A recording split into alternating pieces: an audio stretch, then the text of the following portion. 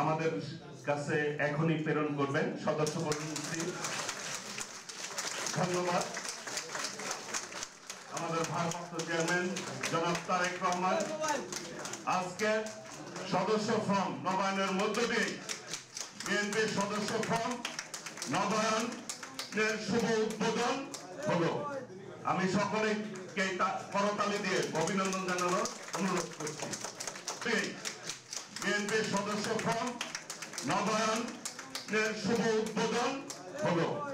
আমি সকলকে করতালি দিয়ে অভিনন্দন জানানোর অনুরোধ করছি। আমি এটা পাঠানোর ব্যবস্থা করছি। বিএনপির মহাসচিব মির্জা ফখরুল ইসলাম আলমগীর, স্থায়ী কমিটির সদস্য নজরুল ইসলাম খান, স্থায়ী কমিটির সদস্য সালাউদ্দিন আহমেদ, বিএনপির সিনিয়র যুগ্ম মহাসচিব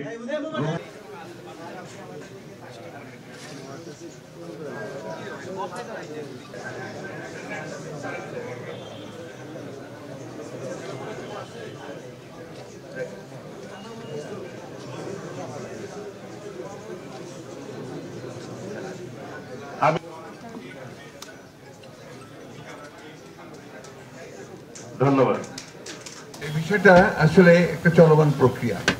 আমাদের আসলে কিছুদিন পর পরই সদস্যপদ নবায়ন করার উচিত বলে আমরা মনে করেছি এবং সেই জন্যই এবার আমাদের ভারপ্রাপ্ত চেয়ারম্যান মহোদয় আমাদেরকে নির্দেশ দিয়েছেন যে আপনারা সদস্যপদটা নবায়ন করি।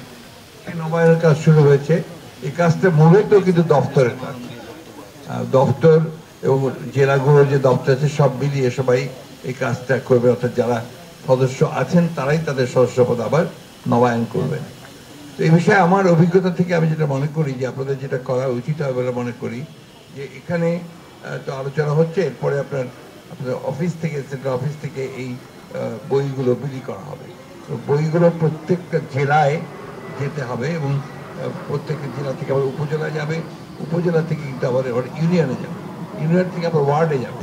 এটাকে নিশ্চিত করতে হবে আমাদের সাংগঠনিক যে টিম আছে, আমাদের সাংগঠনিক সম্পাদক, সহসাংগঠনিক সম্পাদক, তাদেরকে এই কাজটাকে নিশ্চিত করতে হবে। এবং এটা যদি করা যায় খুবই আমরা অল্প এক মাসের মধ্যে আমরা একেবারে তৃণমূলে পৌঁছে যেতে পারবো। কিন্তু এই বিষয়ে যেটা সবচেয়ে বেশি প্রয়োজন হবে সেটাকে ব্যাপক প্রচার দরকার হবে। যদি আমাদের যারা সদস্য তারা যদি না জানেন যে আপনার সদস্যপদ নবায়ন করা হচ্ছে তাহলে তারা আগ্রহী হবে না। আমি আমার অভিজ্ঞতা থেকে বলি, যদি শুনতে আপনাদের ভালো লাগবে না, এর আগে যেটা হয়েছে অতীতে, বিশেষ করে গতবার আমাদের যারা আগ্রহী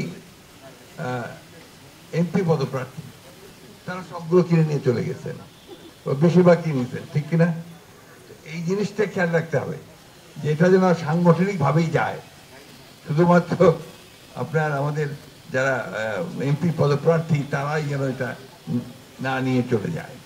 এটা একটা বিষয় আছে যেটা আপনারা লক্ষ্য রাখতে হবে। আপনাদের যারা সাংগঠনিক সম্পাদক আছেন এবং দপ্তরের দায়িত্বে আমরা যারা আছি তাদেরকে রাখতে হবে।